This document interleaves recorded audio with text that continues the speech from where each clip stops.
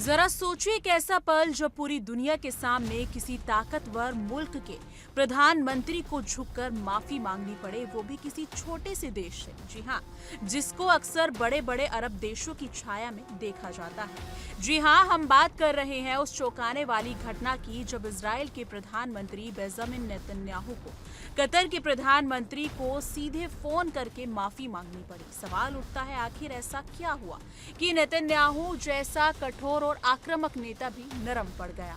दुनिया तब हिल गई जब खबर आई कि कतर की राजधानी दोहा पर इजराइल ने अचानक हवाई हमला कर दिया।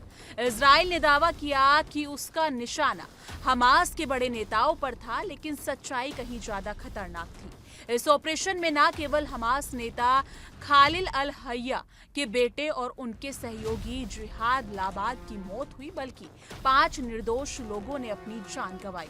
दोहा के रिहायशी इलाकों में गूंजे धमाकों ने पूरे अरब जगत को झंझोर दिया। कतर ने इसे तुरंत कायराना हमला और अंतर्राष्ट्रीय कानून का उल्लंघन करार दिया। यहीं से शुरू हुआ कूटनीतिक तूफान, जिसने अमेरिका से लेकर अरब देशों तक सबको हिला दिया। लेकिन असली कहानी तब और दिलचस्प हुई जब अमेरिका खुद इस विवाद में कूद पड़ा।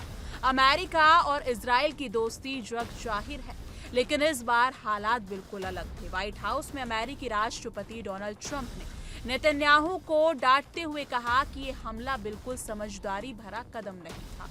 ट्रंप ने साफ चेतावनी दी कि इस तरह की हरकतें मध्य पूर्व में चल रही नाजुक शांति वार्ताओं को पटरी से उतार सकती है।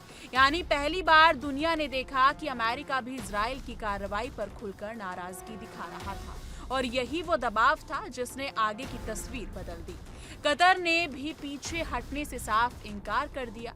कतर के विदेश मंत्रालय ने बयान जारी कर कहा कि इजरायली सेना ने जानबूझकर रिहायशी इलाकों को निशाना बनाया और इस हमले ने साबित कर दिया कि इजराइल को अंतर्राष्ट्रीय कानून की कोई परवाह नहीं।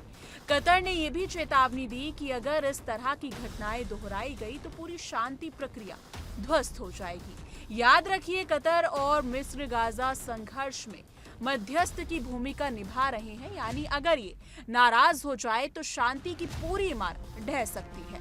कतर का ये बयान न केवल अरब देशों में गूंजा, बल्कि संयुक्त राष्ट्र तक हलचल मचाने लगा। इस बीच हमास ने भी पलटवार करते हुए इजराइल और अमेरिका दोनों पर हमला बोला।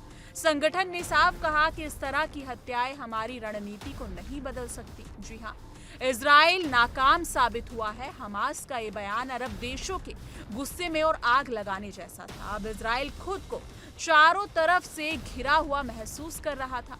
अरब देशों का दबाव, अमेरिका की नाराजगी और कतर का सख्त रुख, सब कुछ एक साथ मिलकर नेतन्याहू पर भारी पड़ सकता था।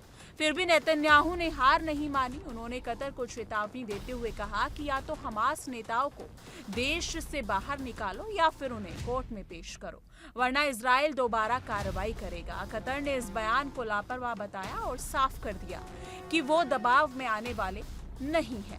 लेकिन जैसे जैसे हालात बिगड़ते गए और अंतर्राष्ट्रीय मंच पर इजराइल की आलोचना बढ़ी, नेतन्याहू की स्थिति कमजोर होती चली गई और आखिरकार व्हाइट हाउस में डोनाल्ड ट्रंप से मुलाकात के बाद नेतन्याहू को झुकना पड़ा।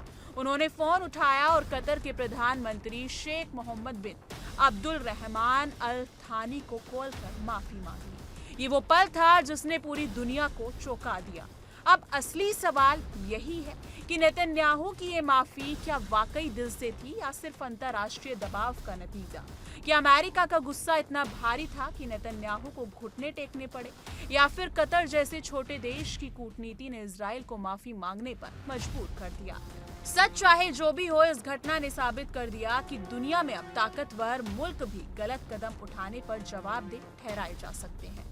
दोस्तों, दोहा पर इजरायली हमले और उसके बाद नेतन्याहू की माफी ने मिडल ईस्ट की राजनीति को नई दिशा दे दी है। अरब देशों की नाराजगी, अमेरिका का दबाव और कतर की सख्ती, इन सब ने मिलकर इजराइल को झुका दिया।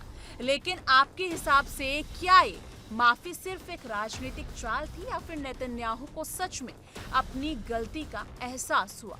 इस मुद्दे को लेकर आप क्या सोचते हैं? कमेंट सेक्शन में अपनी राय जरूर साझा कीजिएगा।